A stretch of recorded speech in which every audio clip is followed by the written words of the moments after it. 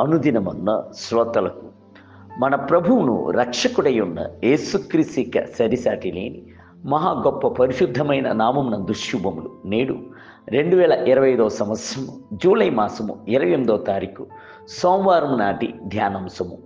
ఆయన ఆధ్వర్యమునందు కొలొస్సీయులకు రాసిన పత్రిక 3వ అధ్యాయము 17వ వచనమందు మాట చేత గాని క్రియ చేత గాని మీరేమి చేసినను సమస్తమును ఆయన పేరిట ప్రభువైన యేసుక్రీస్తు ద్వారా చేయుడి.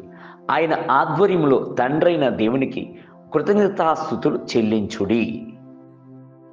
దైవ ప్రసన్నత అను పదము అనునది తమిళ భాషయం పలువేరు పదములుగా భాషాంతరము చేయబడి ఉన్నది. దైవ సముఖము, ఆధ్వర్యమునందు, ఎదుట, దైవ సన్నిధి, సన్నిధానము, ప్రసన్నమౌట అని అంతా ఆ పదమును చూచున్నాము. ప్రభు యొక్క ప్రసన్నతను కాపాడుకొనుటయును దాని కొలత లేకుండా గ్రహించుటయును మనకు లభించున్న గొప్ప ధన్యత ఉన్నది. ఒక స్త్రీ వివాహమై భర్తతో జీవించినట్లు అతని కుటుంబమునకు వచ్చాను.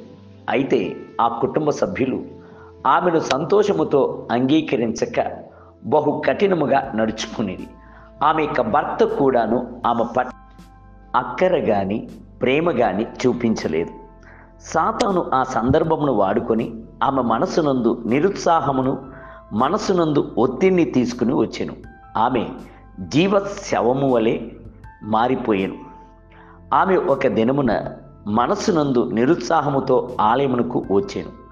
ఆలయం యొక్క ఆరాధన ముగించబడిన వెంటనే ఆమె యొక్క పరిస్థితిని ప్రభు యొక్క సేవకుని వద్ద చెప్పాను.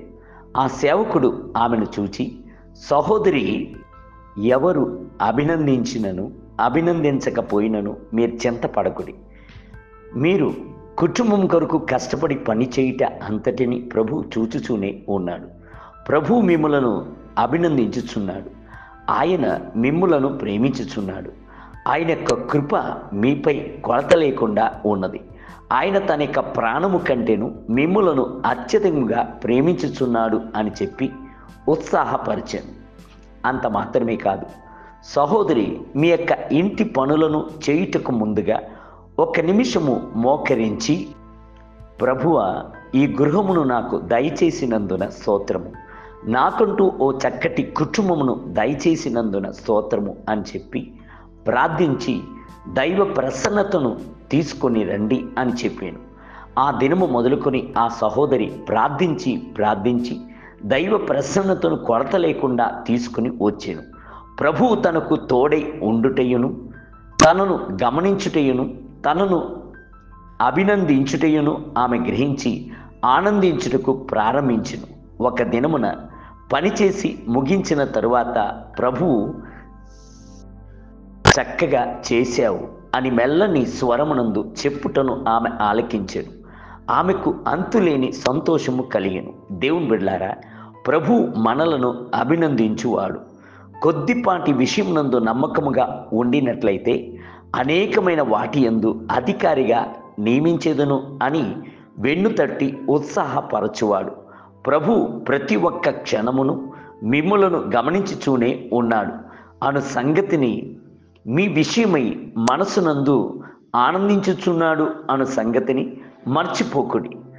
నేటి ధ్యానమునకై కీర్తనలు పాడుచు ఆయన ఆవరణలో ప్రవేశించుడి. ఆయనను స్తుతించుడి, ఆయన నామమును ఘనపరచుడి. యెహోవా దయాళుడు, ఆయన కృప నిత్యముండును, ఆయన సత్యము తరతరములు ఉండును. 100వ కీర్తన 4 మరియు 5 వచనములు. నేటి వేద పట్టణము ఉదయము కీర్తనల గ్రంథము 46, 47 మరియు 48 అధ్యాయములు. సాయంత్రము అపోస్తల కార్యములు 28వ అధ్యాయము. ప్రభు మిమ్ములను దీవించునుగాక. ఆమేన్.